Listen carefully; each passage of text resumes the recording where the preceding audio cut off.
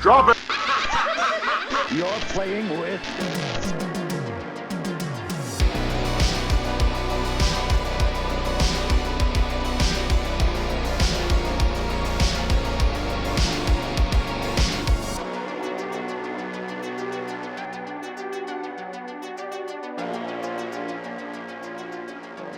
Bonjour chers clients et bienvenue à l'ouverture du Super Club Vidéo Gore. Stéphane, c'est quoi le Super Club Vidéo Gore? Le Super Club Vidéo Gore, Steve, c'est le seul club vidéo entièrement dédié aux films d'horreur, au cinéma de genre. C'est un refuge pour les nerds comme nous. Et on s'entend, on a un gérant, mais on a quand même libre cours dans le Super Club Vidéo Gore.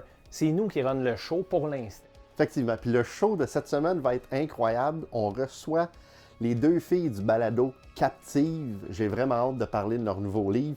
On va avoir plusieurs chroniques aussi. Là. Christophe et son acolyte Steve de Revue cette semaine va venir nous parler dans l'année de l'horreur. Guillaume vient nous parler de sci-fi parce que des fois, on déroute un petit peu, on prend un petit détour un petit peu à côté de l'horreur parce que dans les clubs vidéo, Il y a de tout. il y a de tout, hein? Même des cas vécus. Daniel Steele, on va-tu parler de film de Daniel Steele? T'en parleras, toi, ou peut-être les filles de Captive vont parler de ça. Hein, parce Je que pensais que tu allais c'est- dire les filles de Caleb. Pas- ça, c'est ton wheelhouse à toi, mon Steve. Il va aussi avoir les films en série. Pour une raison que j'ignore, Steve se soumet à cette torture-là. Puis je vais regarder un film en plus. Yes, sir. Mais tout ça est possible grâce à quelqu'un, à une entreprise, à une brasserie, à un pub où est-ce qu'on mange bien, Stéphane, non? On parle quand même de la brasserie Anorak Brewpub ici. La brasserie Anorak Brewpub à Morin Heights, le meilleur spot. Barbecue américain, bière brassée sur place, des produits de chez nous à 100%. Le pain est boulanger là-bas. La maillot est faite là-bas. Ils font leur propre sauce à poutine. As-tu déjà vu ça? Toi, je me baignerais dedans. Si c'était pas de ma mise en demeure. Effectivement. Le fish and chip était écœurant. Écoute, on pourrait continuer les crottes, le bonheur. Hey, hello, ma gang de pourris, je vous le dis encore, là, les gommes, là, avec les étoiles pour que les gens ils gagnent des films, là, il y en a trop. OK, je veux pas que les clients, ils gagnent. Moi, si j'ai pas mon bonus, là, ce mois-ci, à cause de vous autres, là, on va avoir un problème. Là, allez chercher les arrivages, là, parce que les clients attendent après ça. Eh boy! C'est bizarre, ça. Ça va être toute une aventure, mais parlant des arrivages.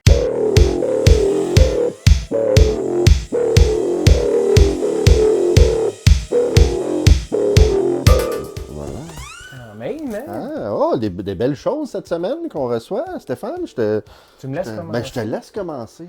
Un des arrivages de la semaine, c'est quelque chose qui est très près de mon cœur. En fait, c'est une figurine de Nightmare on Elm Street 2, Freddy's Revenge. Je dois le dire, c'est un plaisir coupable pour moi. C'est objectivement pas le meilleur film de la franchise, mais c'est mon préféré. Mais c'est correct, c'est comme moi avec Jason Goes to Hell, tu sais. Malgré que Jason Goes to Hell, c'est le meilleur film de France. Est-ce qu'on va éditer ça au montage? Non. D'accord. Donc, je vous montre un peu c'est quoi, en fait. C'est une figurine de Freddy Krueger, bien entendu. En plus, il y a les deux chiens avec des faces de bébé, chose que j'ai toujours pas compris à ce jour, même à 41 ans. C'est très étrange. Les chiens ont l'air très inconfortables dans la scène, dans le film, mais ils ont pris soin de les mettre. Il y avait plein de choix de props à mettre dans la boîte de la figurine. Ils ont choisi des faces de bébé mal faites sur des chiens malheureux. Puis derrière, encore plus près de mon cœur, encore une fois, c'est la scène d'ouverture, Steve, avec l'autobus dans laquelle Jesse est captif. Cette scène-là a mis la table, mon chum. Jamais je vais... Et je ne suis pas un acheteur de cossins. Je l'ai déjà dit à notre ancien show, le Chevalier du démon du midi, Steve. Paix à son âme. Je ne suis pas un acheteur de cossins, mais quand je vois des choses comme ça, je ne peux pas m'empêcher. Fait que voilà. Moi, un petit arrivage ici, un film de James Wan. Hein? Malignant? Malignant, merci. Une chance que Stéphane est là pour reprendre mon French. En fait, écoute, ça donne que j'ai vu ce film-là il n'y a pas très longtemps. Je me suis dit, il faut que je la jette. Faut que je la jette pour le club. On l'a commandé pour. On a quand même accès à plusieurs films hein, grâce à notre bannière du Super Club Vidéo Puis Gore. vu que c'est nous qui décidons, c'est pas notre gérant, on commande ce qu'on veut quand on veut. Fais juste pas dire ça trop fort, s'il vous plaît. Quand on veut. Est-ce que tu as aimé Malignant, par contre? J'ai quand même bien aimé ça. J'ai trouvé que c'était un film que s'il avait été fait dans les années 80, on triperait. Puis là, je pense que le monde a un peu chialé. Moi, c'est pas trop réaliste. Un film d'horreur réaliste, t'as pas choisi le bon genre. Ah ouais. Fait que là, on le met où, là? On le remet à sa place, là, On ici. le met à sa place. Donc, on va le mettre ici avec les autres arrivages qui est arrivé. Y a-tu d'autres Et choses? ouais, Stéphane, t'as une dernière petite chose qui est arrivée? Ben, en fait, j'ai une dernière petite chose. C'est un arrivage qui est arrivé, mais pour toi, c'est Night Train to Terror. Oh, ça, je ne l'ai jamais vu. Moi non plus. Quand on a des arrivages comme ça, c'est des découvertes. Est-ce que c'est quelque chose que tu vas mettre dans le backlog, que je vais être obligé de regarder un jour? Ah! Là, j'y donne des idées. C'est pas une super idée. J'ai déjà amèrement regretté ce concept-là par le passé. C'est un film de 1985. Pendant 1985, on parle d'années. Qu'est-ce qui s'est passé aujourd'hui dans le monde de l'horreur, tu penses? Bonne question. Salut tribu d'horreur et bienvenue à Aujourd'hui dans le monde de l'horreur. Aujourd'hui, en ce 3 novembre, il y a un total de 24 films qui sont sortis, dont voici les highlights parmi ceux-ci. Premièrement, en 1954, on a Godzilla, qui est le film qui nous introduit au Roi des monstres. Mais c'est pas le seul film de la série à être sorti à pareille date. Ben non, il y en a 3 autres qui sont sortis aujourd'hui. En 2000, on a Godzilla vs Megaguirus, que j'ai regardé récemment et qui est correct. En 2001, on a Godzilla, Mothra and King Ghidorah, Giant Monsters All Out Attack, que j'ai toujours pas vu. Et en 2003, on a Godzilla Tokyo SOS, que j'ai pas vu non plus. Sinon, pour en revenir à ma liste en ordre chronologique, en 1973, on a The Satanic Rites of Dracula, qui est le dernier film de Dracula de la Hammer avec Christopher Lee. C'est pas très bon parce que ça file plus comme un film de James Bond, mais avec Dracula. On pourrait penser que c'est un mélange cool, mais voir Dracula dans les années 70, c'est pas fameux. Surtout que dans celui-là, Dracula s'associe à un culte satanique pour relâcher une souche encore plus virulente de la peste bubonique. Dommage que le règne de Lee en Dracula se termine sur une note assez... mais... ensuite, en 1976, on a Carrie, qui est un classique du cinéma des années 70. C'est réalisé par Brian De Palma, puis c'est adapté d'un roman de Stephen King. Ça raconte l'histoire d'une fille un peu rejet dotée du don de télékinésie qui se fait inviter au bal de finissant par un gars populaire. Et ça finit pas très bien. Il y a eu 3 versions de Carrie, incluant l'original, et une suite en 1999. Ensuite, et finalement, en 1989, on a Stepfather 2, qui est évidemment la suite de Stepfather, que j'ai regardé tout récemment pour la première fois. La suite met encore en vedette Terry O'Quinn, et dans celui-là, il sort avec Meg Foster. Puis il devient le beau-père de Jonathan Brandis. Je suis justement rendu à regarder le deuxième, fait que j'ai pas trop fait de recherche pour pas me spoiler. Il y a aussi un 3 qui est sorti directement en VHS à l'époque, sans O'Quinn, et un remake du premier sorti en 2009. C'est donc tout pour aujourd'hui, merci les tripeux, à la prochaine, et back to you Steve et Stéphane! Une belle journée, hein, quand même. Pas vraiment. Non, Ben, pas vraiment. oui, on s'entend pour Carrie, qui est un incontournable de l'horreur. On s'entend pour Stepfather 2 aussi, mais 4 films de kaiju, man. Ouais, moi non plus, je suis malheureusement pas un fan des Godzilla et des choses comme ça. C'est sûr qu'il y a du bon là-dedans, Steve. Ouais. C'est juste que dans l'ensemble, ce que Daniel a nommé cette semaine, ça a l'air plus d'être de la cruauté atypique, là, ces films-là. Puis prenez pas de notes là, pour les gens qui me connaissent, qui trouvent ça drôle quand je regarde des films cruellement atypiques. Je n'ai pas dit cette phrase. Aussi Christopher Lee, qui fait Dracula dans les années 70. J'ai vu tes sourcils en passant, Steve, c'est pas gentil. Dracula des années 70, Dan a raison, c'est vraiment pas sa plus belle décennie. Les films de Dracula en général, c'est très hit or miss. On s'entend Bela Lugosi qui est, selon moi, le summum. Christopher Lee est pas loin derrière. C'est un peu triste qu'il ait fini avec ça quand même. Je n'ai pas vu ce film-là. J'ai vu Stepfather 2, par exemple. Peut-être il y a un an, je me suis retapé les 3 Stepfather parce qu'ils sont disponibles sur Tubi. Et le deuxième qui est quand même bon. Là. Ouais. As-tu vu les Stepfather? J'ai vu le 1. Le 2 est aussi bon. Le 3e est quand même pas super.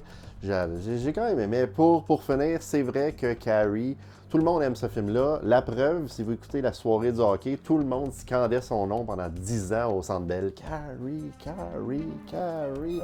Fait que, écoute, c'était complètement incroyable. Ça a fait mal à mon âme, ça. Mais Brian De Palma, on oublie que c'est Brian De Palma qui a réalisé ce film-là. Brian De Palma qui réalise du Stephen King. Quel mariage de grand cerveau, quand même. Ouais. Fait que merci, Daniel, pour tous ces bons et moins bons films. Et on va passer à une pause. Et après la pause, on reçoit nos premières clientes. On est très excités de recevoir les filles du podcast Captive.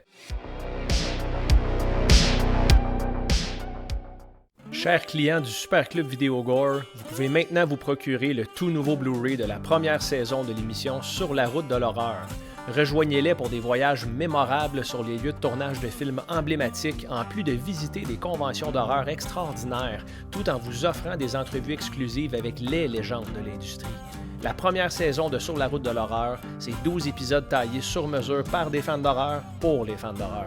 Rendez-vous au surlaroutedel'horreur.com pour plus d'informations. Fait que Stéphane, j'ai découvert le podcast Captive il y a, comme dans la saison 1, j'ai trouvé ça vraiment cool. C'est des clientes de rêve pour un Super Club Vidéo Gore comme le nôtre. Donc Steve, on a le plaisir d'accueillir nos premières clientes au Super Club Vidéo Gore. J'ai le plaisir de nommer Annie, Lorrain et Michel Ouellette du podcast Captive. Comment allez-vous, mesdames? Ça va très bien, merci. On vous renvoie la question, les gars, comment ça va? On va occuper, on a un gérant tortionnaire un petit peu, mais outre le gérant, ça va bien. Il n'y a pas eu beaucoup de gagnants dans la machine à gomme aujourd'hui. Non, mais il est quand même vide, fait que je pense, t'as-tu mangé des gommes, comme dirait la nuit? J'ai pas le droit de répondre à ça sur caméra, mais peut-être. L'histoire ne le dit pas. On a rajouté beaucoup d'air dans les sacs de popcorn également, mais toutes les choses pas correctes qu'on a faites, c'est pas de ça qu'on veut parler. On veut parler de vous, mesdames. C'est un grand plaisir. Premièrement, c'est pas un hasard, vous êtes les premières clientes ici parce que votre podcast est en feu présentement. J'ai bien nommé Captive, bien entendu. Parlez-moi un petit peu de votre projet, les filles, puis un petit peu de la genèse de tout ça. Vas-y, Annie. Oui.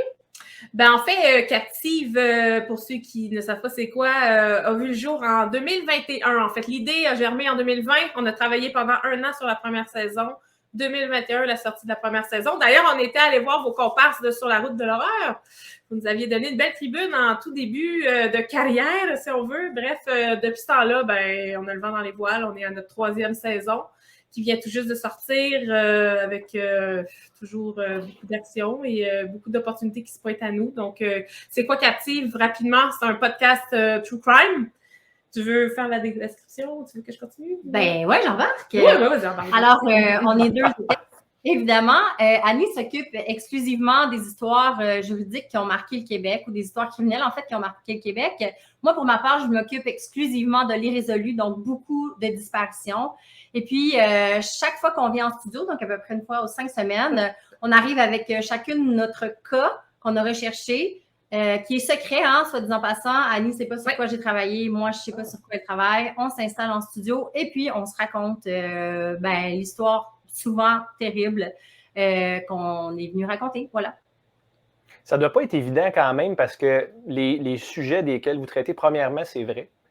Donc, ça ajoute, nous, ici au Super Club Vidéo Gore, on s'entend les films qu'on regarde. Toxic Avenger, je ne pense pas que c'est vraiment arrivé. C'est encore drôle. Ouais, peut-être à Verdun, là. Mais c'est souvent basé sur des histoires vraies. Hein. Toxic Avenger? Ah, bah, les films qu'on a ici. Là. Tomber dans un baril d'acide, tête première, avec un tutu, je pense pas. Mais peut-être. Puis, moi, vraiment, ce qui me fascine, là, les filles, c'est que c'est des sujets qui sont extrêmement intenses, c'est brutal. C'est émouvant, absolument, parce que c'est près de chez nous, c'est près de notre cœur, ça se passe au Québec. Avez-vous des fois besoin d'une pause? Avez-vous besoin de décrocher? Avez-vous besoin de penser à autre chose ou vous êtes quand même capable de vous dissocier du travail et du matériel couvert? Ben, on n'a pas beaucoup de pauses. Pour vrai, on faut le dire, là.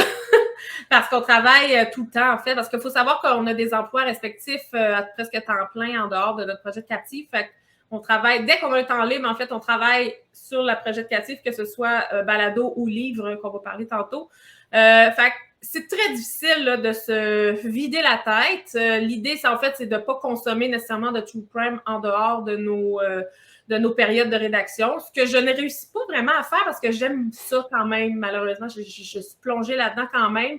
Mais Michel, toi, je pense que tu es plus Gilmore Girl. Ouais. Puis, c'est ça, l'écoute des Friends. Là. Donc, on essaie de se vider la tête parce que oui, ça devient vraiment lourd à longue, là. Surtout quand on travaille sur plus qu'un projet, qu'on rédige sans arrêt. Puis j'irais même jusqu'à dire, tu sais, moi, ça reste quand même dans le mystérieux, dans le sens où il n'y a jamais vraiment de conclusion. Souvent, on retrouve ce qui est d'Annie.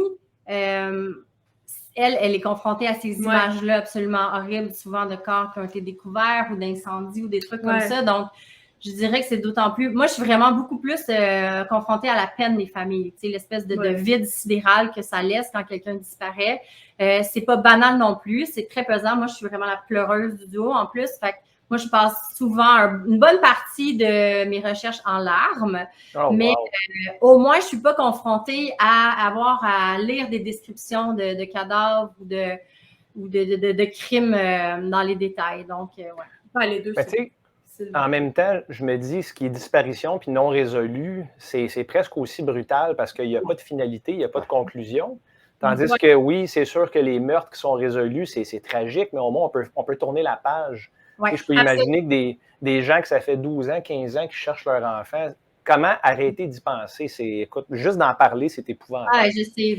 Puis, tu sais, je pense que justement, on est capable de se projeter puis de faire vraiment justement de faire une projection avec ces familles-là qui n'ont pas de réponse. On est des mères, toutes les deux. Moi, j'ai 2 enfants, Michel, une belle petite fille aussi. Puis, facilement qu'on peut faire de la projection sur ces cas de disparition-là. C'est inimaginable, la douleur. Puis, comme tu dis, c'est sûr que des histoires criminelles, ça a son lot de tristesse, mais en même temps, il y a des réponses en bout de ligne quand même si, c'est ça, il ne faut pas banaliser ça non plus. Là, on sait que c'est long faire un podcast. Le monde, des fois, ils s'en rendent pas compte. Ils pensent que c'est super facile puis ça se fait rapidement. 2 personnes qui jasent. C'est ça. C'est long faire un podcast. Vous êtes parents. Vous avez une job à temps plein. Comment vous avez trouvé le temps d'écrire un livre en 2 saisons? On n'en revient pas de ça en passant. Nous non plus, là. On s'en remet encore. Moi, je suis PTSD ben raide encore, là, mais... Annie, elle veut même pas entendre parler d'un non, j'en veux pas, mais en même temps... Est-ce que tu clignes rapidement d'un œil constamment? Oui, c'est ça. Moi, c'est ça, mon je me réveille dans la nuit en criant. Non, je veux pas. Mais blague à part, on a réussi à jongler dans nos horaires là, de fou, les soirs, les week-ends, parce qu'on a rédigé la saison 3 de Captive en même temps que le livre. Ouais. On s'est pris quelques semaines. On venait ici. Ce qu'il faut savoir, c'est qu'en ce moment, on est chez nos parents. Annie et moi, on est demi-sœurs. Donc là, on est dans le bureau, dans le sous-sol de la maison chez nos parents. Mais d'ailleurs, ça a servi pour le livre parce que nos parents sont en Floride pendant l'hiver. Donc, la maison est libre. Donc, les 2 autrices que nous étions venions 2, 3, 4 jours, rien faire d'autre que juste rédiger. Ça nous a quand même donné un bon coup de main. C'est quand même drôle qu'on soit ici. Ben, c'est vrai, c'est ça. Fait que dans le fond, c'était de trouver des moments clés pour rédiger à travers tout ça. Puis on a des conjoints compréhensifs, une famille compréhensive. Très, très peu de temps libre. Mais ça a été difficile justement parce que c'était que du drame. À chaque temps libre, on se replongeait dans le drame de quelqu'un. Pas reposant, j'imagine, dans ce temps-là. Hein? Non, c'est ça. C'est pas reposant. Puis tu finis avec le cœur lourd. Puis... les pensées sombres. Tu sais, c'est vraiment touchant parce que ces familles-là, ça a été encore plus vrai cette année. On a tellement de feedback des familles. Fait qu'on les a toujours en tête. Tu sais, on le sait qu'ils vont nous écouter probablement ou qu'ils vont peut-être nous lire. Puis on pense à eux tellement fort qu'on écrit ça. Puis tu sais, en le racontant, on se rend compte de l'horreur. Tu sais, c'est pas juste comme le lire, on est complètement immergé là-dedans. Fait que c'est certain que c'est pas, mettons que tu finis un chapitre ou tu finis une recherche, tu peux pas revenir comme, bon, qu'est-ce qu'on fait les enfants, tu sais, on a toujours un petit... Fait que, ça a été difficile, mais comme tu peux voir, on est quand même en forme, ça va bien. Puis vous êtes ensemble pour vous soutenir. J'imagine que ça, c'est super important, c'est que vous avez l'une et l'autre. Quand j'imagine que des fois, il y en a une qui a une journée rough puis qui a besoin d'être encouragée. Tu sais, moi, c'est Steve, il est toujours déprimé. Moi, je suis comme la Steve parce que c'était moi qui étais souvent découragée. J'ai eu mon lot de découragement quand même parce que je voyais vraiment pas comment on allait être capable, comment j'allais être capable, mais finalement, on l'a fait. Puis, c'est ça. Moi, j'en reviens pas, honnêtement, Steve. C'est extraordinaire, tout ça. Oh, c'est trop gentil, ça. Mais là, tout le temps qu'on parle un peu plus du livre en tant que tel, le livre n'est pas venu avant le podcast. Vous avez commencé le podcast, puis je présume qu'il y a quelqu'un qui vous a approché pour dire « Hey, on aimerait ça que vous fassiez un livre. » Oui, c'est exactement ça qui s'est passé, en fait. Puis, mais tu sais, ça fait quand même du sens. Quand on vient faire nos épisodes de balado, on a chacun notre segment qu'on peut un peu voir comme un chapitre. Tu sais, fait que c'était pas... c'était quand même organique, disons, là, comme idée là, de passer des en livre. Là où c'était plus compliqué, c'est qu'ils nous ont demandé des histoires exclusives, ce qui est formidable en fait, parce qu'évidemment, tu n'as pas envie de te retaper tout ce que tu as entendu déjà, même si comme le rendu est quand même différent à l'écrit qu'à l'oral. Mais ouais, c'est exactement ça. Puis ça nous semblait possible, le challenge nous tentait. Puis tu sais, il faut savoir que les épisodes de Captive sont rédigés quand même, donc on n'était pas inconnus à manier la plume parce qu'on écrit quand même nos épisodes qu'on vient rendre à l'oral. Ouais. Fait que dans le fond, c'était pas si épeurant que ça. C'est sûr que là, il faut adapter là, complètement nos espèces de petits... on a développé quand même quelques petites habitudes de... Quelques réflexes littéraires. Oui, exactement, qu'il fallait s'adapter. Ça a été ça un petit peu plus, je pense, au début, de trouver le bon ton, là, de passer d'un chapitre oral à un chapitre plus littéraire.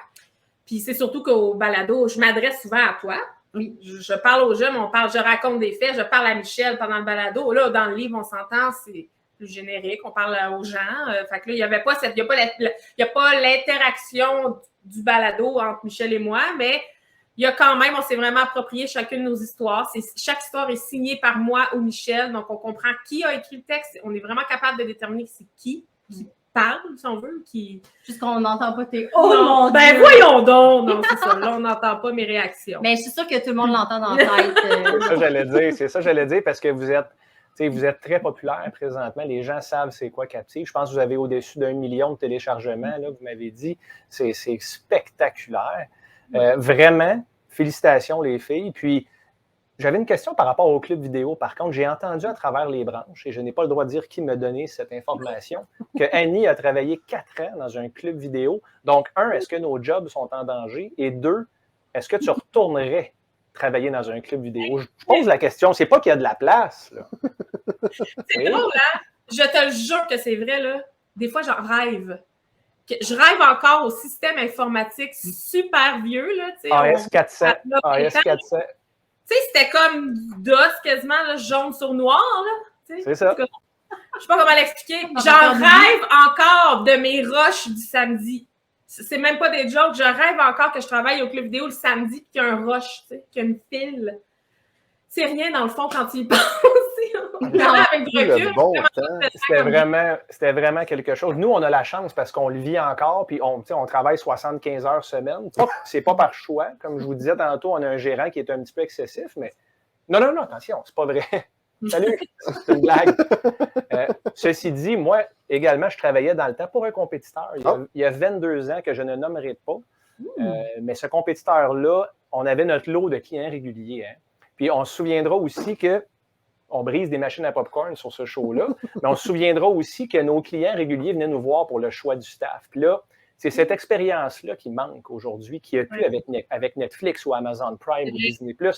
On a un overload sensoriel, puis on ne sait plus quoi regarder, puis on finit souvent par éteindre la télé. Quand on allait au club vidéo, qu'est-ce qui arrivait? C'est qu'on choisissait un film, puis c'était ça notre choix, puis on devait vivre avec. On devait vivre avec ce qui restait sur les tablettes aussi. Tu avais un nombre également. On pouvait réserver. On acceptait les réservations, mais là, il fallait... c'est ça. Fait qu'il y avait des gens... il y avait le thrill, là, tu sais, comme tu voulais vraiment la nouveauté. Puis là, t'arrivais, t'es comme, il en reste un jeton. Ça sort tellement. Exactement. Tellement ben, voyez-vous, mon ancien employeur avait des tonnes de copies. Je ne sais pas si ça vous dit quelque chose. Ça, c'est moi qui cringe. Wow. Hey, là, moi, je vais revenir au vif du sujet. Podcast, livre, c'est quoi le futur, en fait? C'est quoi le futur? Une autre saison, d'autres livres, une série pour les saisons, oui. Tu sais, Annie et moi, on s'est rendu compte... on a commencé la nouvelle saison la semaine passée, puis quand on est arrivé en studio, on s'est rendu compte qu'on ne s'était même pas demandé si on allait faire une saison 4. C'était implicite. On ne se l'est même pas demandé. Pour vrai, on a eu 0 discussion là-dessus. Donc oui, après ça, c'est sûr que le tome 2 du livre, c'est sur la table. Il y a d'autres projets qu'on doit garder secret pour le moment. Il y a plein de choses sur la table. Tu sais, Captive a vraiment le vent dans les voiles. C'est le fun, mais en même temps, on a la chance d'être quand même 2 vieilles madames. Puis on a comme, comment dire... Qu'est-ce que c'est de nous autres, ça? Je sais pas. Hein? Ben, en tout cas, 2 dames avec de l'expérience. Non, tout ça pour dire qu'on est quand même, comment je pourrais bien le dire, mettons, raisonnablement raisonnable. Ben, on est raisonnable, puis on s'écoute beaucoup. Ouais. On s'écoute encore, puis c'est pas coûte que coûte qu'on va sauter dans des projets. Exactement. On va y aller Merci. vraiment en fonction de notre capacité, tant psychologique, même en capacité en termes de temps, là, en termes de disponibilité. Là. De nos qu'est-ce qu'on envies. est capable de faire en ce moment? On travaille sur le Captive saison 4. À venir, on verra. Tome 2, s'il y en a un, ben, ce ne sera pas tout de suite. Parce que c'était quand même notre premier amour, tu sais, c'est pas un accident si on a fait Captive, c'est parce qu'on avait vraiment envie de faire un balado, qu'on est en amour avec ce médium-là, puis que c'était là qu'on voulait aller. Donc, tout le reste, ce sont de magnifiques accidents, mais de là à tout prix. C'est ça, c'est pas à tout prix. Puis la priorité, je pense que ça va toujours rester le balado, parce que c'est notre premier amour, voilà. Bien, on a très hâte d'écouter cette nouvelle saison éventuellement qui va sortir. On vous remercie d'être venu faire un tour dans notre club vidéo, d'être nos premières clientes. C'est vraiment cool. On part fort. On part très fort. Les autres d'après. La semaine prochaine, là. Ah, je peux pas dire ça. Okay, on est content de tout le monde. Exactement. Fait que, merci beaucoup. On va sûrement vous rappeler une fois de temps en temps si vous voulez faire un tour. Si vous rapportez vos films en retard, c'est sûr qu'on vous rappelle. Donc, pensez à ça. Ouais, il faut les reculer aussi, je sais. Il faut les rembobiner, oui. Les Blu-ray, il faut les rembobiner. C'est difficile, mais ça fonctionne. Fait que, encore, merci beaucoup. Puis après la pause, Christophe et Steve vont nous ramener en 1989 pour nous parler de films d'horreur de 1989. Le Super Club Vidéogore est fier d'être commandité par la brasserie Anorak Brewpub.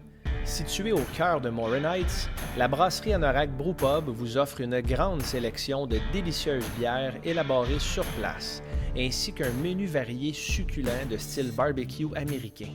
Anorak Brewpub, c'est une équipe de gens passionnés qui vous reçoit avec le sourire, qui vous offre un service hors pair et des plats tout simplement délicieux. Réservez dès maintenant au brasserieanorak.ca.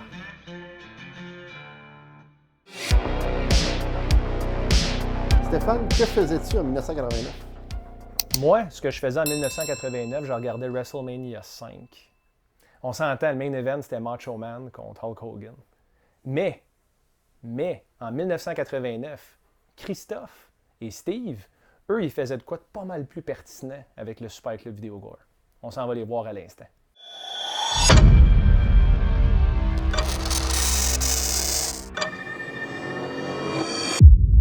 1989.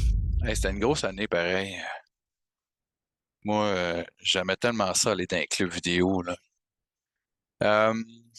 Pet Sematary, une des meilleures adaptations de Stephen King. Salut tout le monde, Christophe G ici.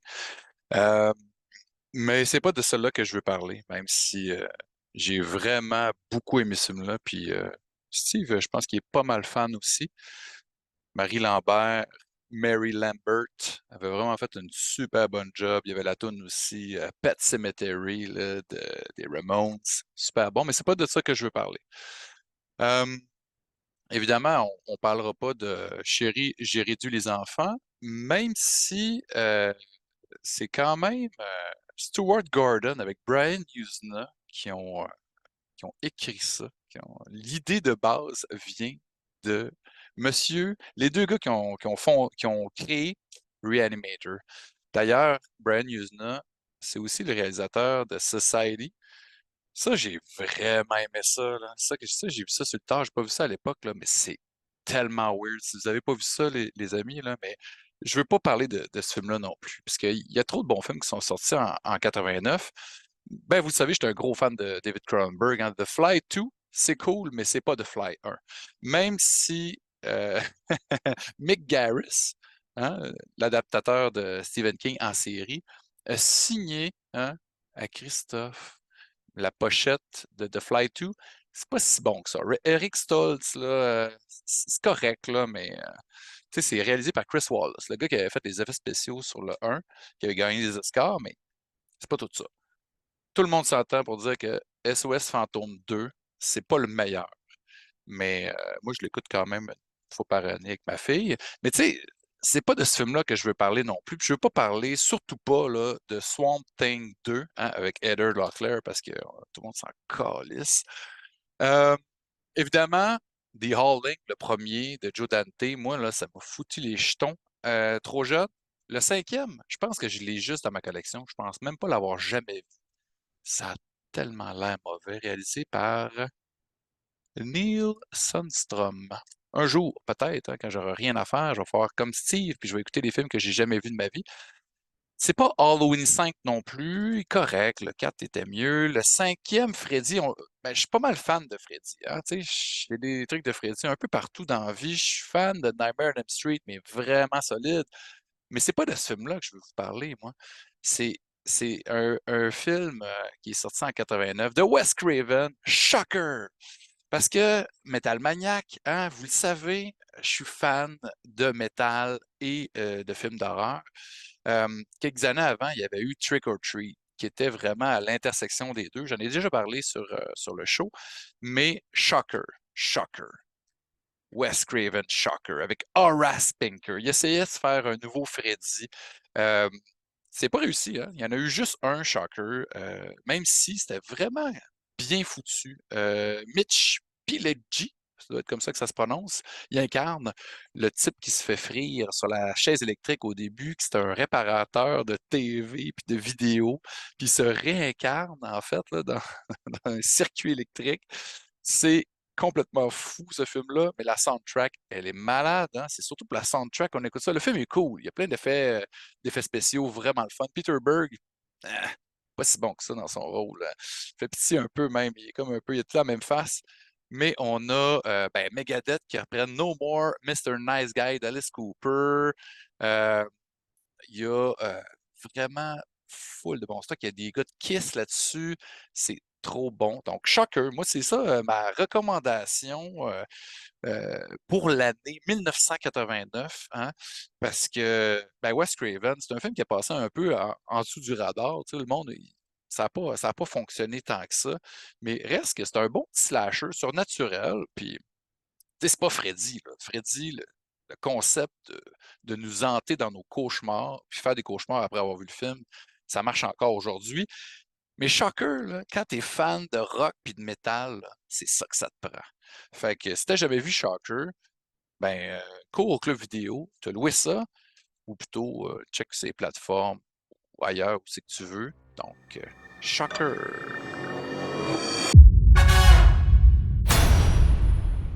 En 1989 est sorti le film qui allait changer ma vie. Le film sur lequel j'allais baser mon existence. Le film qui est reconnu par toutes les sommités du cinéma mondial comme étant le meilleur film au monde. Soyez cool. Je vous dis qu'il faut rester cool. Mais soyez cool. Non, mais soyez cool. Faut être cool. Je vous demande de ne pas oublier ça. On est des professionnels.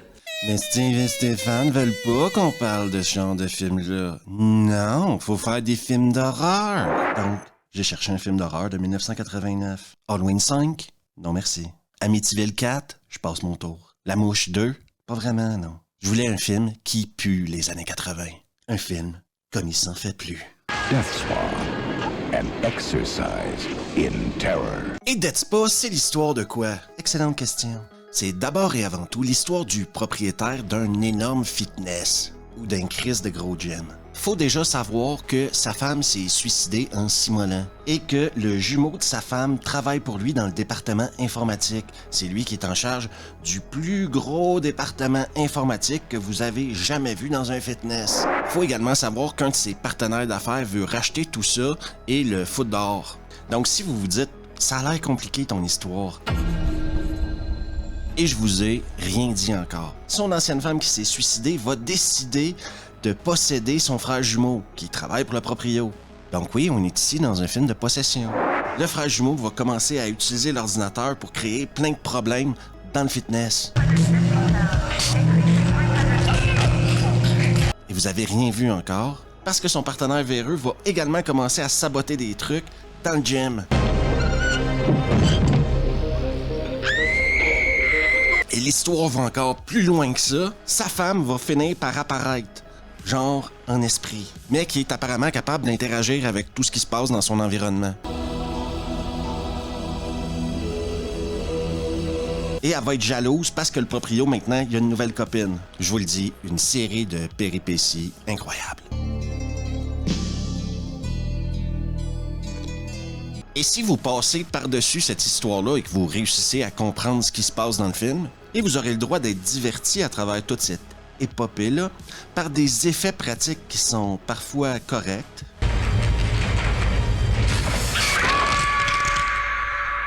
Parfois, c'est juste un poisson congelé. Et parfois, c'est une fille qui explose.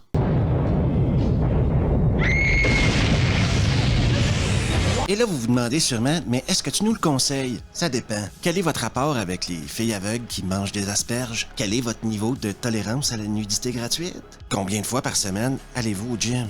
Parce que c'est le genre de film qui peut te jouer dans la tête, ça. Mais surtout, quelle est l'importance que vous accordez à un scénario? Parce que ce scénario-là a l'air d'avoir été écrit par 3 gars sur la Colombienne depuis 2 semaines. Ça s'en va partout et nulle part en même temps, et c'est peut-être ça qui le rend divertissant. C'est l'extrême des années 80 dans un film d'horreur qui se passe dans un sauna. Et ça, je vous le dis tout de suite, c'est pas pour tout le monde. Moi, je vous dis de vivre vos meilleures vies et de ne jamais oublier de rester cool. On se revoit la prochaine fois. L'homme et sa soif d'absolu, enfin, des conneries. 1989, une bonne année quand même. Hein, Grosse une grosse année. Écoute, Society. Ça a été le 23 septembre, Steve, au Ruby Foods Hotel à Montréal. Les fans d'horreur qui étaient là avec nous le savent. Brian Bremer était des nôtres. Brian qui a un rôle important dans Society, nommons-le. Mais c'est un des multiples films d'une année qui était complètement loadé. The Fly 2, Christophe a raison. Pas un film qui est adulé. T'es dans l'ombre du premier quand même. Ouais. C'est une grosse pointure. C'est un bon film dans l'ensemble quand même. Il y a du bon gore et des bons effets pratiques. Quoi d'autre qu'il nous a nommé? Il nous a parlé de Howling 5. Steve pourrait vous en parler. Il aime beaucoup les films en série. Je déteste les Howling. Toutes? J'ai beaucoup aimé le deuxième. Je vais en reparler plus tard. Et quand même bien aimé le premier. Mais le reste, c'est de la... C'est de la bouse. Solide. Ouais. Pet Sematary, le premier. Excellent. J'oublierai jamais 2 personnages principalement. En fait, 3. Gage, bien sûr, joué par Miko Hughes. Yes. Le personnage de Pascal, qui se fait détruire un œil, qui m'avait vraiment foutu les jetons quand j'étais tout petit. Et Zelda, la sœur de la personnage principale, dont j'oublie le nom à l'instant. Mais Zelda me fait faire des cauchemars. Je pense que ça te fait encore faire des cauchemars. Je veux dire, c'est une image qui est restée dans notre tête. Incroyable. Et Steve nous a parlé de Death Spa avec Ken Foree, le grand Ken Foree. Tout est dit. Oui, tout est dit. Ça me donne le goût de voir le film. Je ne l'ai jamais vu. Donc, il va falloir que je regarde ce film-là. Là, c'est à son tour de regarder un film qui est objectivement mauvais. Ouais, fait que toi, après la pause, tu vas regarder un film. Je vais-tu faire ça? Ben oui. Oh boy, ça va être le fun, ça. Puis moi, je vais continuer mes films en série.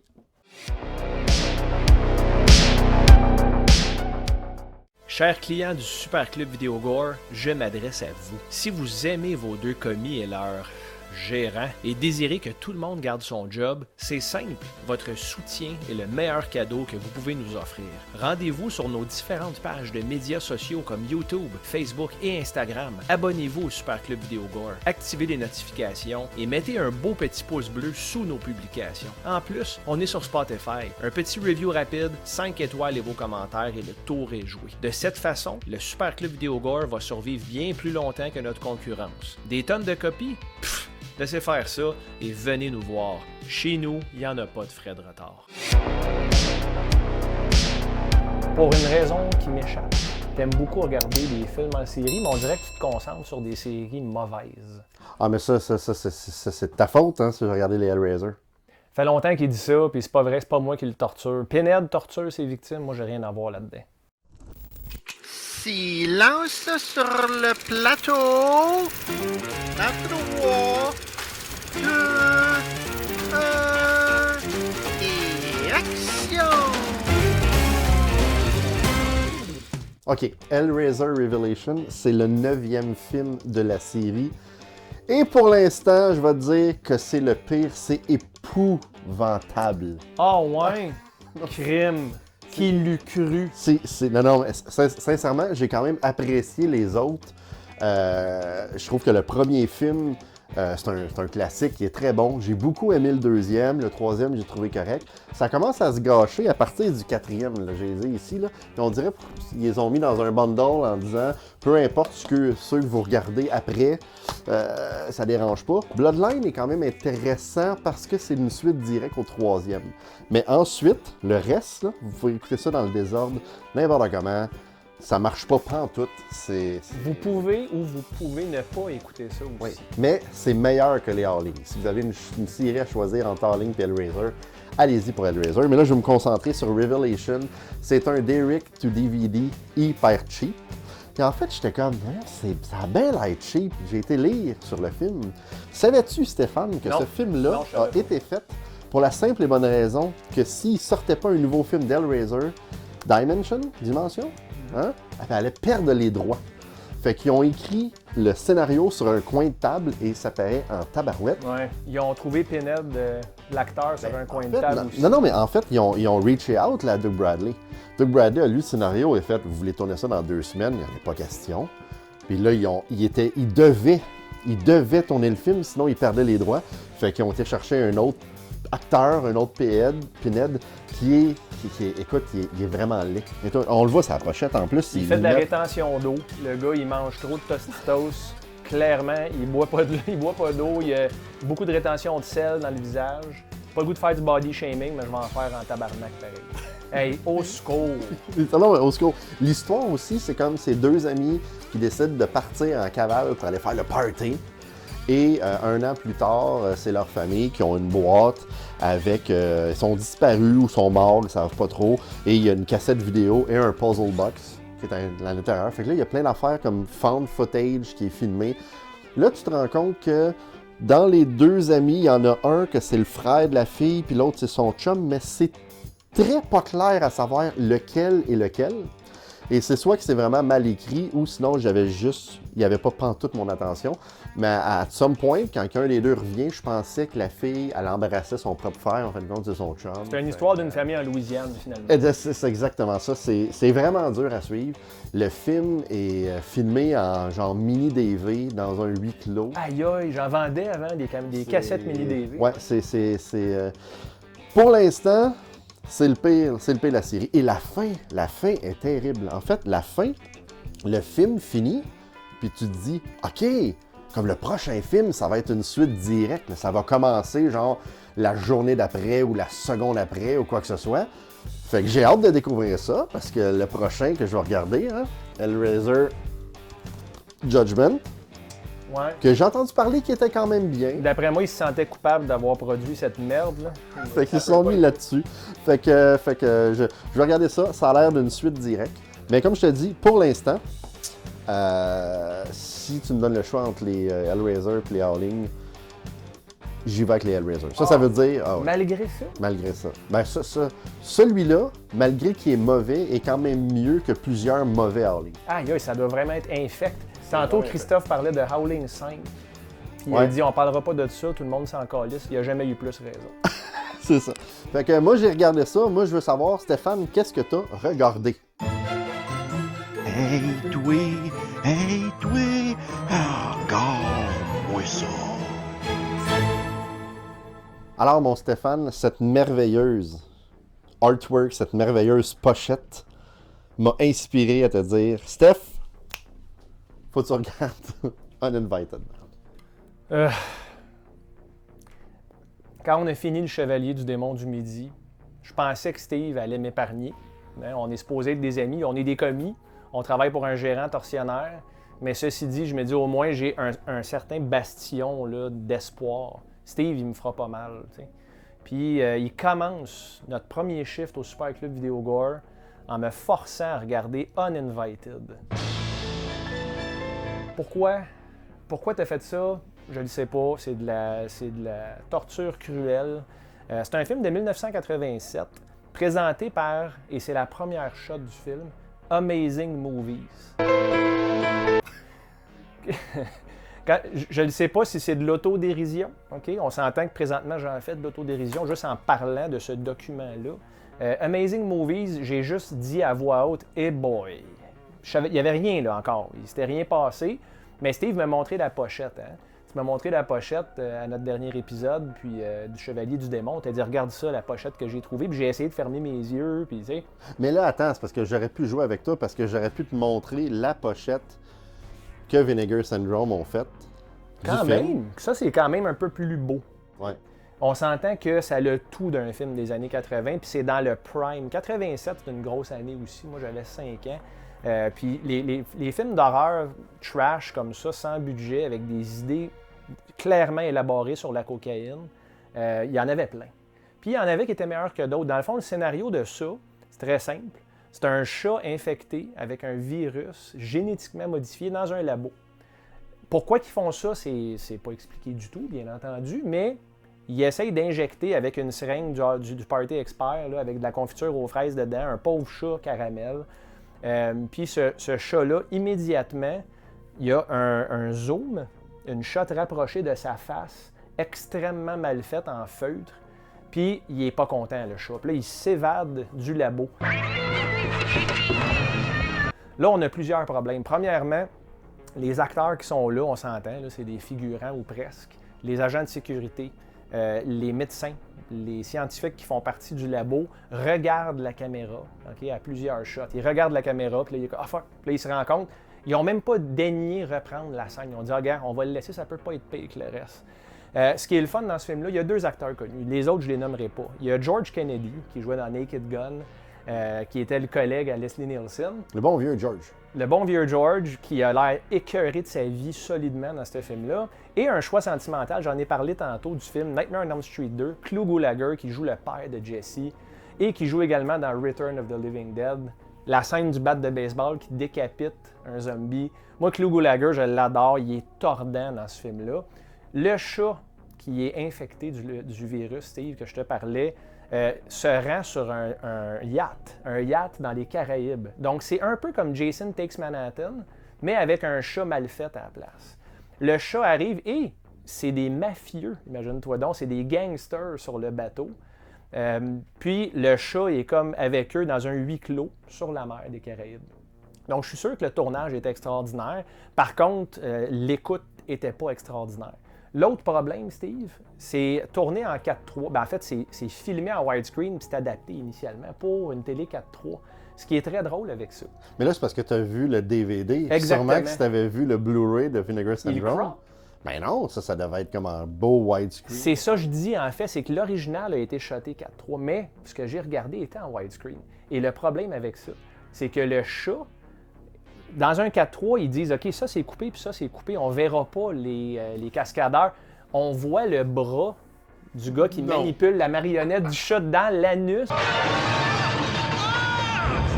Puis là, c'est bizarre en esti parce que le chat a un chat à l'intérieur de lui. C'est ça que le virus a fait. In vitro, il y a un autre chat mutant qui se crée à l'intérieur, puis qui sort, puis qui mord les gens. Puis quand il mord les gens, hein, on le voit effectivement, un chat dans un chat. C'est la première crise de fois de ma vie que je dis cette phrase-là.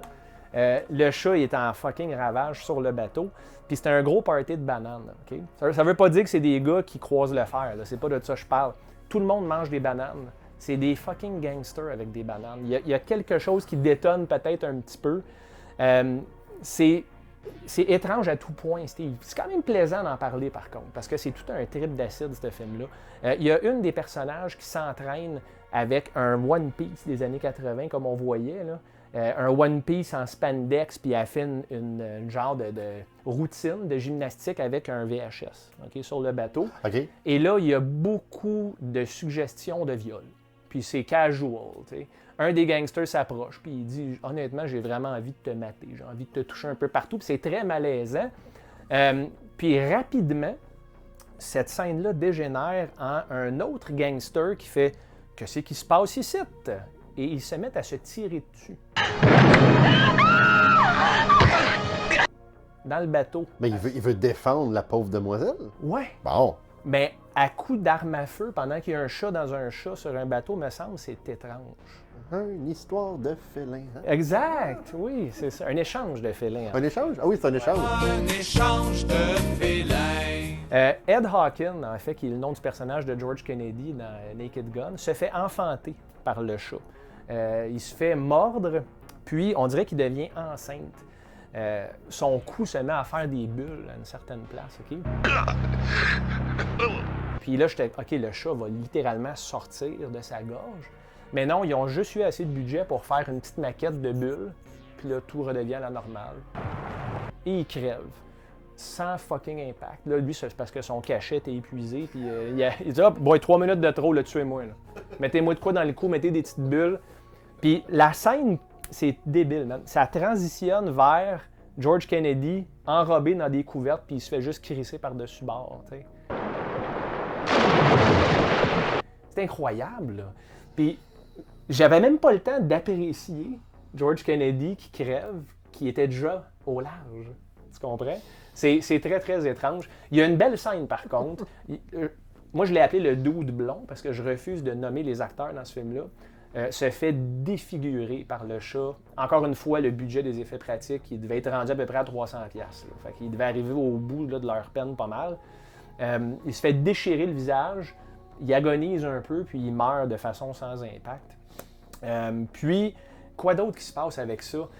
En gros, on s'attend à la même affaire tout le temps dans ces films-là. Ils vont finir par vaincre le chat et se sauver du navire, un peu comme Jason Takes Manhattan. C'est juste heureusement, il n'y a pas un acte 3 à Manhattan avec des barils d'acide, et ainsi de suite. Ce qu'il y a, par exemple, à la fin, on voit la marionnette avec le bras dans le cul sur un radeau. En fait, non, c'est une valise. OK?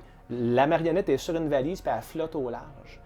Et la dernière shot du film, Steve, c'est un jeune enfant insouciant qui marche sur la plage, qui récupère le chat et qui regarde la caméra et ça fait un freeze frame.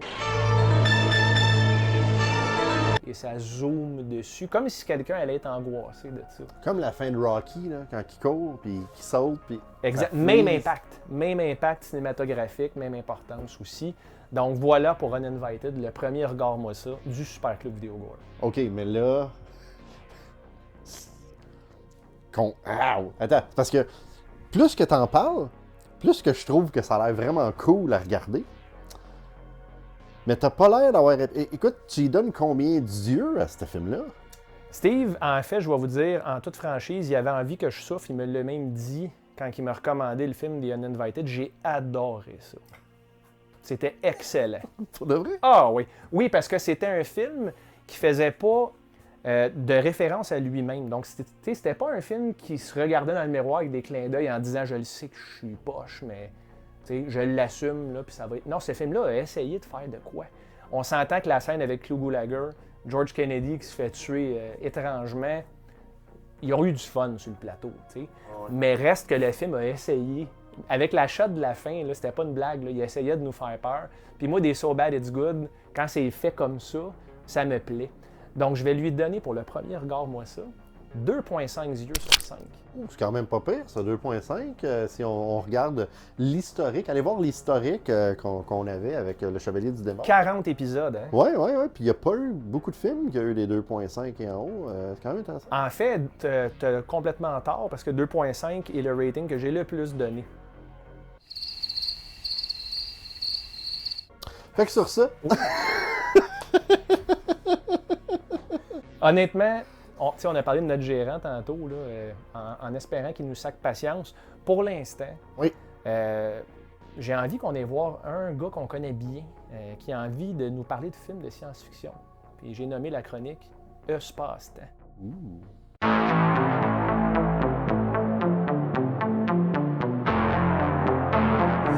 Le vendredi soir, moi, quand j'ai le goût de relaxer, ben je me sors les trackers que j'ai dans le nez puis je me casse sur Mars. Yes, pour ceux qui connaissent l'art classique, aujourd'hui, je vous parle de Total Recall.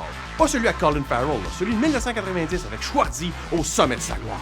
Bon, pour ceux qui sont curieux, les deux films sont adaptés de We Can Remember It For You Wholesale, écrit par Philip K. Dick, aussi connu pour avoir écrit Do Androids Dream of Electric Sheep, dont s'est inspiré un petit film pas super connu du nom de Blade Runner. Total Recall, à la base, c'est l'histoire de Douglas Quaid, un gars qui, dans un avenir pas très lointain, mène une vie bien ordinaire sur Terre, mais qui a toujours rêvé de visiter les colonies sur Mars. Il tombe dans le métro sur une annonce d'une compagnie qui s'appelle qui offre pour une couple de piastres de vous implanter des souvenirs de vacances ou d'aventures rocambolesques dans le cerveau sans que vous ayez à lever le cul de votre chaise. Est-ce qu'on est d'accord pour dire que cette compagnie-là aurait fait fortune pendant le lockdown du COVID? Anyway, Fait que Douglas se fait implanter un beau voyage de 2 semaines sur Mars et tout se passe bien, c'est la fin du film. Ben non! La procédure débloque des souvenirs qui avaient été effacés dans la tête de Douglas. Des souvenirs de Mars, d'espionnage, de civilisation martienne disparue, puis de filles pas payées cute. La compagnie Ricard le renvoie chez lui avant qu'il se réveille complètement parce qu'ils ont pas envie de dealer avec cette marde-là, et tout ça propulse notre héros dans une aventure qui le ramène sur Mars à se battre pour les droits des mutants martiens aux côtés d'une fille cute contre une grosse corporation qui maintient la population dans une misère forcée. Ok, pourquoi je vous parle de ce film-là?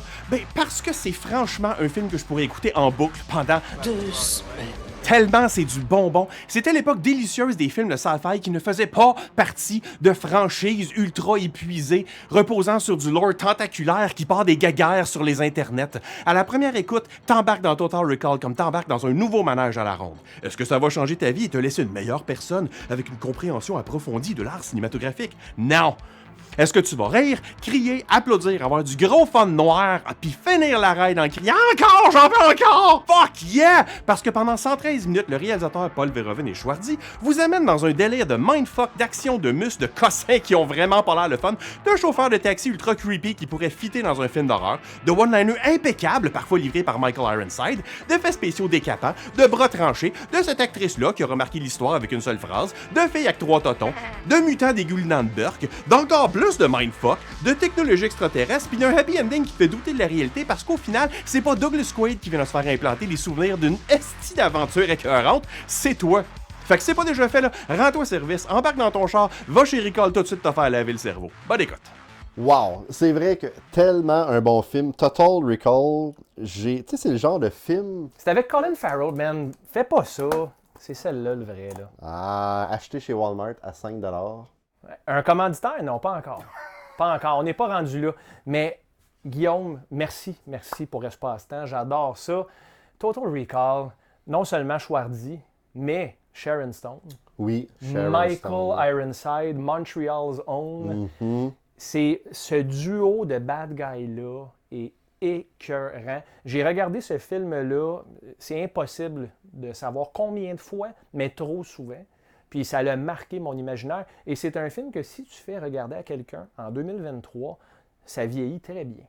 Oui, puis c'est le genre de film que, aussitôt qu'il passe à la télévision, tu peux pas le regarder. Tu sais, tu zappes, là. Il n'y a plus grand monde de nos jours qui zappe la TV, mais moi j'ai encore une télévision. Tu zappes, tu tombes sur Total Recall, peu importe si au début, à la fin du film, tu fais « Ah, faut que j'écoute. » Pas le choix, puis c'est parfait ce film-là, à tout point. Je ne peux pas croire que quelqu'un qui visite le Super Club Vidéo Gore n'a jamais vu Total Recall. Si vous ne l'avez jamais vu, perdez pas de temps. Facile à trouver quand même sur les plateformes en ligne, mais vous pouvez aussi le louer ici au Super Club Vidéo Gore. Faites attention aux frais de retard d'ailleurs. Et je vais faire un petit retour sur une chose que Guillaume a dit. Oui. Guillaume me dit, est-ce que Total Recall va changer votre vie et vous rendre une meilleure personne? Il a dit non.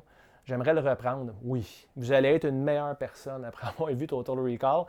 Vous allez avoir une vision extrêmement incroyable de ce qui peut se passer sur Mars, jusqu'à temps qu'on vous réveille. Oui, mais là, si vous êtes jeune et vous voyez ce film-là et vous pensez vraiment qu'une femme peut avoir 3 seins, là, ça va tout fucker votre existence. Vous allez devenir une personne complètement qui comprendra plus rien de pourquoi. Hey, il est pas propre! Wake up! Le sac de popcorn, il n'y a pas assez d'air dedans. On est ici pour rouler une business, pas pour faire de la charité, là. Je sais que pour 2 simplets comme vous autres, là, c'est difficile à comprendre. Mais vous n'êtes pas ici pour faire plaisir aux clients. Vous êtes ici pour me ramener du cash dans les poches, OK? Là, allez écouter les messages vocaux, là, ça l'attend depuis je sais pas combien de temps. Ah, il va-tu nous achaler de même à 3 semaines, lui? Fais attention, même. Désolé, monsieur le gérant, on va régler ça. Trouver notre répondeur, les messages vocaux. J'ai hâte de voir, il va y avoir combien de messages le vocaux. message est pour le Super Vidéo Gore chose, là. Je sais pas si vous êtes capable de m'aider. Je me cherche le film Le 6e élément. Il parle...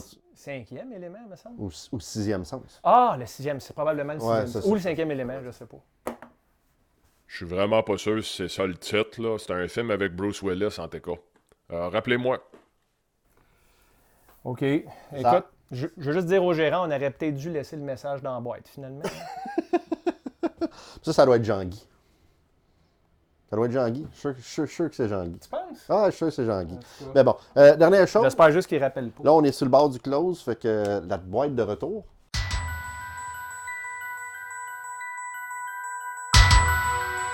Les clients rapportent leur film à temps au Super Club Vidéo Gore en général. En général. Sauf Jean-Guy, des fois. Ben, Jean-Guy, d'ailleurs, il y a encore la copie VHS de Hilton vs. Ouellet. Qu'on aimerait bien On aimerait bien revoir parce qu'il y a des gens qui la demandent. Je te salue d'ailleurs, Alexandre. Oui, Alexandre, qui aimerait ça l'avoir. Fait que la boîte de retour, fait que qu'est-ce qu'on a? Qu'est-ce que nos clients nous ont ramené cette semaine? On regarde ça dans la chute. Comment ça dans la chute? Ah! Et voilà! Es-tu correct? Ah oui, attends, je commence avec... Oh! La collection des Wishmasters. Ouf, pauvre client. OK, ça j'aimerais dire, je vais avouer que dans mes films en série, parce que j'ai commencé les films en série bien avant Le Chevalier, j'ai regardé les Sleepaway Camp, j'ai regardé les Warlocks, les Candyman, je me suis dit, je vais regarder les Wishmasters. Et après 3 tentatives de finir le premier film, que je m'endormais dessus, c'est pas bon. J'ai arrêté. C'est pas bon, Wishmaster. Il y a des gens... Ben, c'est pas bon pour moi. Ouais. Je comprends que ce film-là a un following, par contre. T'es-tu en train de me dire, là, faut que j'écoute ça, là? Non, j'ai pas dit ça. Là, c'est auto-infligé ton affaire de film en série, Steve. Moi, j'ai rien à voir là-dedans. Non, là, je comprends ton c'est la psychologie inverse, là, qui va. Je pense pas que tu comprends grand-chose. Deuxième des choses. Oh! Ah, ben là, on parle. Là, on parle Pumpkinhead de Stan Winston, de 1988. C'est le 35e anniversaire, là. C'est tout frais, là. Ça fait quelques semaines. Un film, encore une fois, avec Brian Bremer, notre ami. Oui. On te salue. Bonjour, Brian. Hello, Brian. How are you, Brian? How are you, Brian? Pumpkinhead, c'est encore excellent. C'est un film que j'ai revisité avant le Requiem, que j'ai regardé avec Xavier, mon fils, et ma conjointe Caroline. Thomas a manqué ce film-là, mais il veut le voir parce qu'il trouve Brian très attachant, et il a raison. C'est excellent. Puis Lance Henriksen livre une performance vraiment extraordinaire, surtout vu le matériel, parce que quand Lance est venu sur le plateau pour travailler sur Pumpkinhead, il venait de faire Aliens. On s'entend, c'est pas du tout le même budget ni la même qualité. Stan Winston, la raison pourquoi il y a eu Pumpkinhead, on a appris ça de Brian, il y a eu un Oscar pour ses effets spéciaux sur Aliens et ils lui ont offert Pumpkinhead. C'est ton film, Stan, fais ce que tu veux. Et c'est pour ça que Lance Henriksen a suivi. Eh bien, ça, je savais pas ça. Mais est-ce que tu as vu le deuxième? Parce qu'il y a 4 films dans la série. Je vais m'en aller. Non, attends. Le deuxième est vraiment bon. Ouais, mais c'est qui dit que c'est vraiment bon? Ouais. Ouais, c'est ça. Non, le deuxième est vraiment bon. 3 et 4, je les ai pas encore vus. C'est normal. Ils sont quelque part.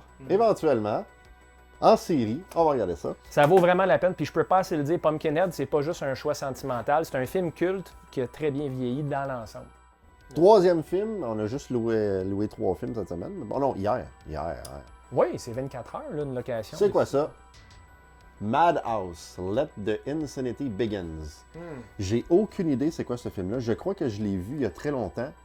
Ça met en vedette Lance Henriksen. C'est-tu un très hasard, drôle? ça? Oui, non, c'est très drôle. C'est quand même drôle. Donc, c'était une soirée Lance Henriksen pour notre client. Si je me rappelle bien, est-ce que c'est un film français, ça? Lion Gate, Lakeshore International. Je sais pas. Je sais pas. Pour ceux qui ont déjà vu Madhouse, qui est un film des années 2000, je crois. Ça paraît juste par la pochette. C'est tellement pas inspiré comme pochette. Et derrière, on voit une femme avec l'air grave. C'est tout le temps comme ça. Oui, effectivement. La femme, elle a l'air grave. Elle a pas de l'air grave. Elle a... Laisse faire. Mais là, rien à faire. Ça, bah, faut rien dire. Hey, c'est pas pire, ça. Oui, ça tient bien. Le répondeur sert vraiment à quelque chose. Ah, on a-tu d'autres messages? Non, on dirait que non. On n'a même pas de... Ah! Il y a encore du courant. Oui, il y a encore du courant, mais il n'y a pas d'autres messages. Mais bon, boîte de retour, c'est le fun. Fait que, écoute, on arrive à la fin de cette première épisode du Super Club Vidéo Gore. Stéphane, comment tu as trouvé ça, être en présentiel avec moi? Extraordinaire, Steve. Écoute, un super club de nos jours, c'est denrées rares, voire quasi inexistant. On est heureux de vous accueillir. On se sent comme chez nous ici au Super Club Vidéo Gore. On espère que vous vous êtes sentis de la même façon. On vous invite à nous suivre sur nos réseaux sociaux. On est sur Facebook, on est sur YouTube, on est sur Instagram également. Oui. Et si jamais on me tord le bras, peut-être qu'on va être sur TikTok, mais je ne suis pas certain que ça me tente de m'abrutir à ce point-là. Non, mais c'est vraiment important de nous suivre, de liker, de follower. Follower? Oui, follower, oui, c'est ça. YouTube aussi, s'abonner YouTube, mettre la petite cloche au bas de l'écran, là, ting, ting. Ça, c'est important parce qu'à chaque fois qu'on va racheter un nouvel épisode, un nouvel épisode, vous allez être notifié. À tous les vendredis à midi, soyez là. On est ouvert, on n'est pas sorti.